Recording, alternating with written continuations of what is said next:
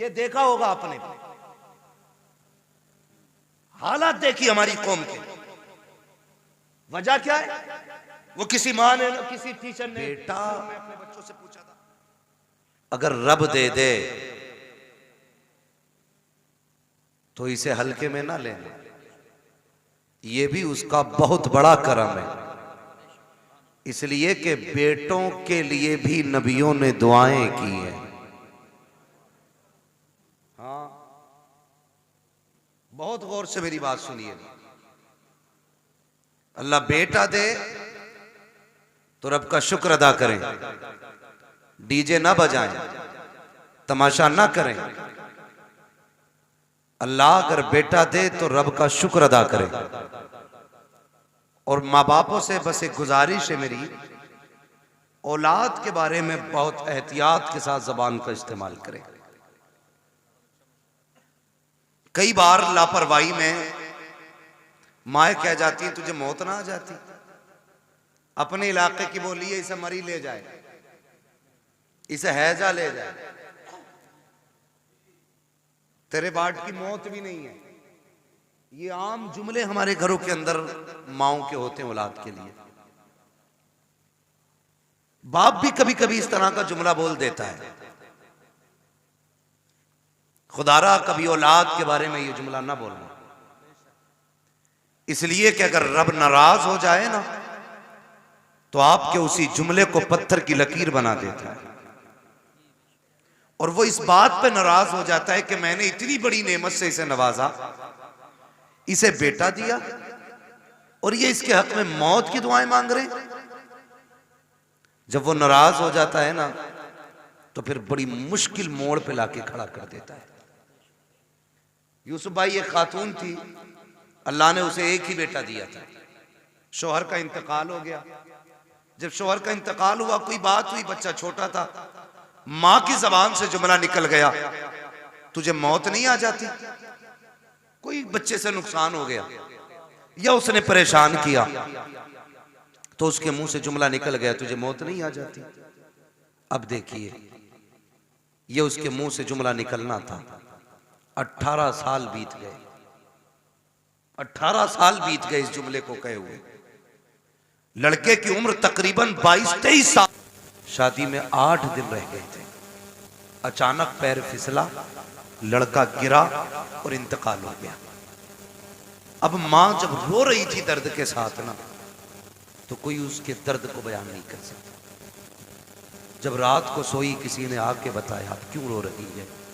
ये वही है ना जिसे बचपन में तूने मौत की बद्दुआ दी थी, समझ ले तेरा वो जुमला आज हमने पूरा करके दिखा दिया। अल्लाह बेटा दे या बेटी दे, जबान संभाल के आपको जुमलों का इस्तेमाल करना है। कभी लापरवाही में भी मौत की दुआ मत देना। इसलिए कि मां बाप की जबान से निकले हुए जुमले कभी कभी पत्थर की लकीर होते हैं। और हम इस लापरवाही में रहते हैं। अब तो आ ही गए, अब तो जिएगा ना 18 साल, अभी तो इससे हमारी नस्लें चलेंगी आगे। मैंने पहले ही कहा था अल्लाह कादिर मुतलक है, वो देना भी जानता है तो लेना भी जानता है। उसकी नेमतों का शुक्रिया अदा किया करो। और मां बापों से गुजारिश है कि बच्चों से प्यार से बात किया करो, बच्चों के सामने आपसी झगड़े ना किया करो। मियां बीवी के झगड़ों में बच्चे बर्बाद हो जाते, मियां बीवी के झगड़ों में बच्चे बर्बाद हो जाते हैं। वो कहते हैं ना लोग के मियां बीवी एक गाड़ी के 2 पहिए होते हैं। अगर साइकिल के 2 पहिए कह लिए जी आए तो बताइए, अगर साइकिल का एक पहिया पंचर हो जाए तो साइकिल कैसे चलती? देखिए ना कभी चलती हुई, ना ड्राइवर महफूज रहता है ना साइकिल महफूज रहती है। और अगर दोनों ही पंचर हो जाए तो गाड़ी चलेगी? बोले नहीं चलेगी ना। तो आप अपनी जिंदगी को इस तरीके से गुजारें कि बच्चों पे आपकी वजह से गलत असर ना पड़े। और बच्चों की परवरिश स्कूल से नहीं होती, उनकी परवरिश और तरबियत मां से शुरू होती है। माँ बच्चों का पहला स्कूल होता है। अच्छा, माँ स्कूल है तो बाप की भी तो कोई जिम्मेदारी होगी नहीं। बाप की जिम्मेदारी यह है कि औलाद को हराम के लुक्मों से बचाए। ये बाप की जिम्मेदारी है, औलाद को हराम के लुक्मों से बचाए। इसलिए कि अगर खेती को गलत दवा लग जाती है तो फसल खराब हो जाती है, औलाद को हराम के लुक्मे मिलते हैं तो नस्ल खराब हो जाती है। ये आपको पहला ख्याल बाप को करना है कि उसे हलाल के लुक्मे खिलाने, और फिर तरबियत कैसी करनी है ये मां को सोचना चाहिए। मोबाइल उठाया, दे दिया, खुद मौज में लग गई। औरतें भी बड़ी चालाक होती हैं इम्तियाज भाई, आप मुझसे बेहतर जानते हैं।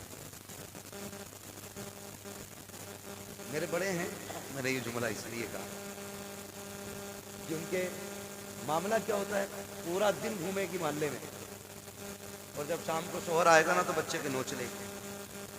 काम इसलिए नहीं किया, घूमने गई थी, वो नोच लिया। वो कहता है कि ये चारपाई यहीं पड़ी है, कह के ये चुप है तब तो करो,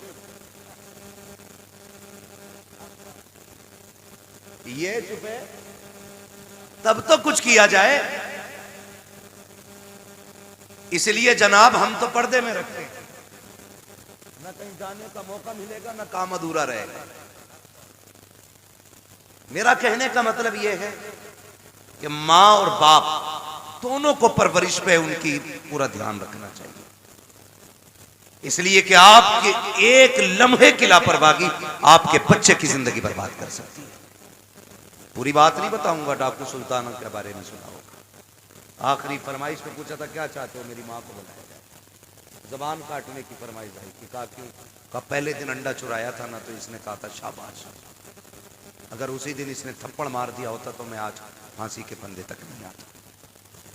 आप ख्याल करें, बच्चों की सही परवरिश करें, उन्हें अच्छी तालीम दें। हम अपने बच्चों को क्या कहते हैं, अपने बच्चों को रोज कहते हैं कि बेटे तुम्हारा जो इंग्लिश मीडियम स्कूल में एडमिशन हुआ है, इतने घंटे तुम्हें नकल करनी है, इतने घंटे मैथ का काम करना, इतने घंटे इंग्लिश का काम करना, इतने घंटे फिजिक्स का काम, ये सारी बातें हम बांट देते हैं। उसमें 5 मिनट और बढ़ाने हैं बच्चे के, और ये कहना बेटे तुझे मदीने वाले पे 5 मिनट दुरूद पाक पढ़ना है। ये उसके रोजमर्रा के उसूल में शामिल करना है कि 5 मिनट तुझे सिर्फ हुजूर पे दुरूद पढ़ना है। करेंगे इंशाल्लाह, ये शामिल सारे बोले इंशाल्लाह। हम भी ये अहद करें अपने दिन और रात के कुछ वक्त निकाल के उसमें से 5-10 मिनट हुजूर पे दुरूद पढ़ा करें। हम ये नहीं कहते, हमारे अगर स्कूल जाने में बच्चे के 10 मिनट बाकी होते हैं ना, बच्चा तैयार होके आ जाता है तो अम्मा कहती है बेटे बैठ जा, टिफिन में 10 मिनट बाकी है, उससे कह दिया जाता बेटे ये रहा मोबाइल, या सीरियल लगा दिया जाता है, बेटे तब तक तू सीरियल देख, तब तक न्यूज सुन, तब तक मोबाइल चला, उसके बाद तो हम नाश्ता देंगे, तुम स्कूल चले जाना। क्या ही अच्छा हो अगर 10 मिनट लेट हो नाश्ते की तैयारी में, टिफिन में 10 मिनट बाकी